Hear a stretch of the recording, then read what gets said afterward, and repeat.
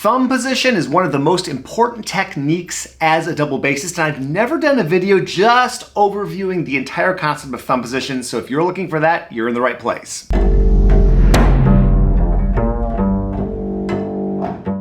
I have, however, done a whole bunch of videos about different aspects of thumb position, so I will put those together in a playlist which I will link up to here. But first, why do we even do thumb position on the bass? Well, there's a good reason. When we're down here, using 4 fingers is quite comfortable, just like electric bass, but as soon as our hand starts to go above this rib and we get into this region of the bass, if you're an electric bass player, this would be like above the 12th fret, this becomes really convoluted and impractical, and I can feel my wrist tightening up and all that sort of stuff. Not great. If we let our hand stay in a more comfortable position, it will go at a more of a 45-degree angle, and you will see the arm just start to extend.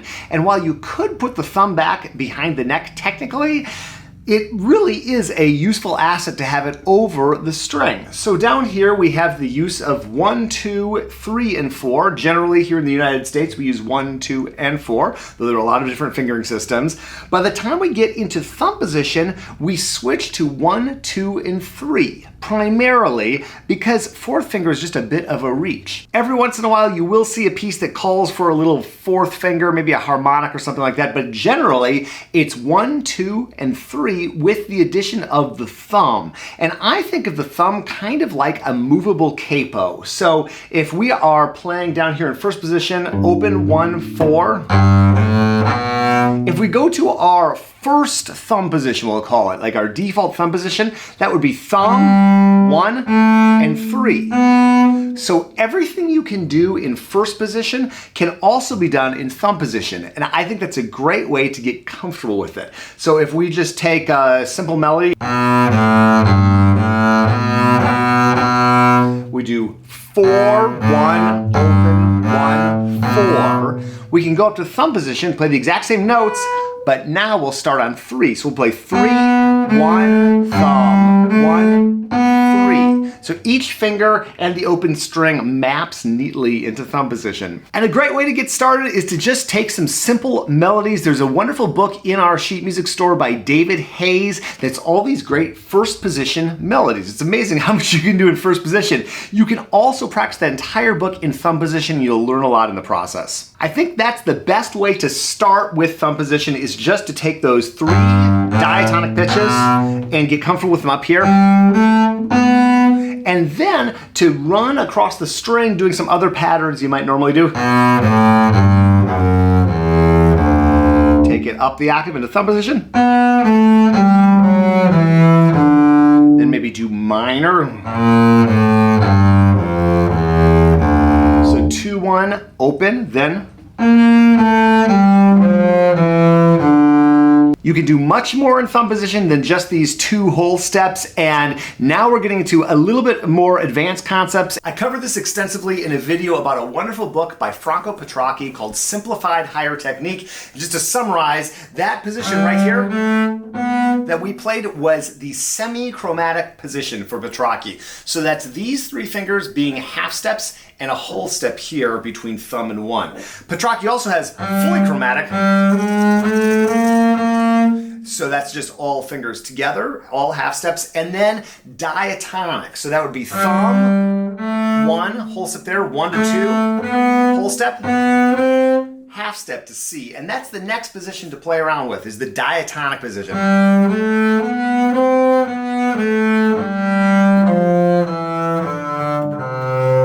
Now we can play a C major scale across the strings, no problem.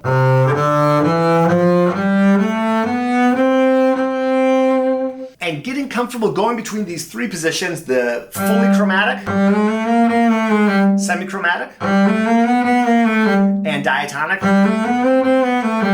that's a great exercise to start with. So just starting this way, then. And what you do on the G string, you can easily map it over to the D string. And you can take it over even to the A string.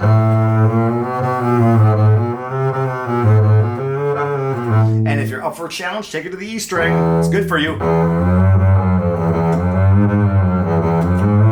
this might not be my favorite sound on the bass, a little barnyardy, I like to say, but just having the ability to have the control to go across all 4 strings up there is awesome. So now you've got a good grasp of playing with the thumb on the harmonic. It's like your open position. I don't know what the best term is, your default thumb position. But now we harness the power of the thumb to act as a capo and move around. So we've done all thumb harmonics so far. Now I like to put the thumb down and just practice going between closed and open, I guess I'll use the terms. And I've done a highly specific video previously about what part of the thumb to use in thumb position. You can watch that if you want to nerd out, but to summarize that, a lot of people play on the knuckle, which I think is cool, and some people, though it's painful at first, you get some flexibility, play a little closer to where the nail is. But having it on the side of the thumb is key, and having a straight thumb, so not a thumb tilted this way or tilted this way, just perpendicular to the string is great. And I like to just start with that G and just practice.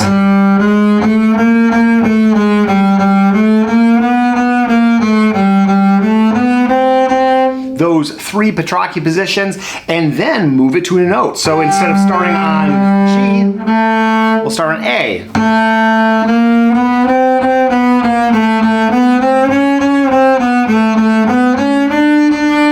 And there are many wonderful materials for developing this that we have in our sheet music store and beyond. I will link up to some of them in the description below. But that's kind of the key concept, is to just get comfortable moving that thumb around. And you can move it below the octave harmonic. Starts to get to be a little bit of a wide position, but still totally doable, even down to this D here. That's kind of the maximum for my hand, and you can take it way above as well. So far, we've just been exploring this initial thumb position, this hanging around the octave harmonic thumb position, and that's a spot that you're going to be spending a lot of your time in thumb position, but it is important to start to develop the ability to go beyond that, and that's where the Roboth positions, the George Vance positions, however you've learned about it, and I've done many videos about that, again, I will link up to them, that concept can really take the fear out of this, because you get comfortable with your thumb on the octave harmonic, and then it's like, you're a little bit weird moving above or below that. The Roboth position thinks about this whole area between the G and the D as kind of one big position. I think that's really helpful. Watch that Roboth position video if you want to really learn about it, but Roboth breaks the bass into 6 positions. There's first position, then there's second position, around the tuning harmonics, third, this whole area, and then this is Roboth's 4th position.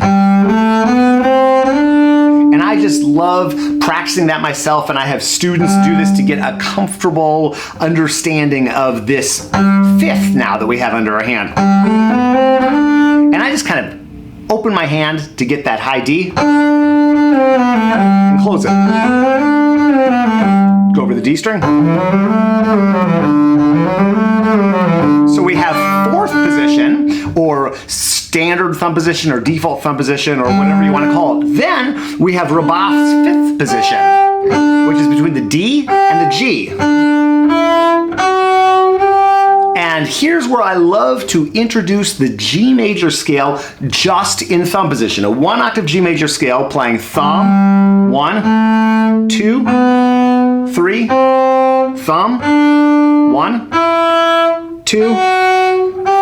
And just getting comfortable with that. You really only have a few closed notes. You have harmonic under the thumb, close the 1, close the 2, close the 3, harmonic under the thumb, close, close, harmonic. And you can take it over to the D string and do the same thing.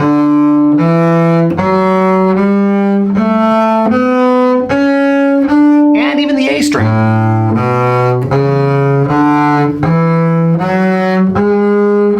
I don't really go much beyond this 4th position for the E string, but you certainly can. After that, the sky's the limit. I like to start doing shifting drills, which are something I explore in the low positions.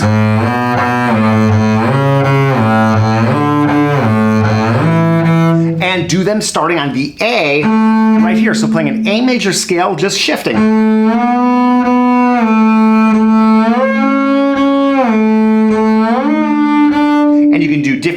combinations? That was 1 to 1. What if I do 1 to 3?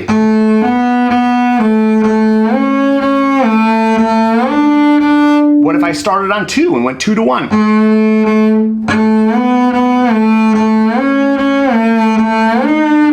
What if I did all thumb? That's a really good way to build up a thumb callus, and if you just want to build that thumb callus quick and dirty, you can do an exercise we call bloody thumbs. Not fun. That's how I like to start thinking about thumb position, but there are many resources beyond this, so check out what we've got linked up and we'll see you there.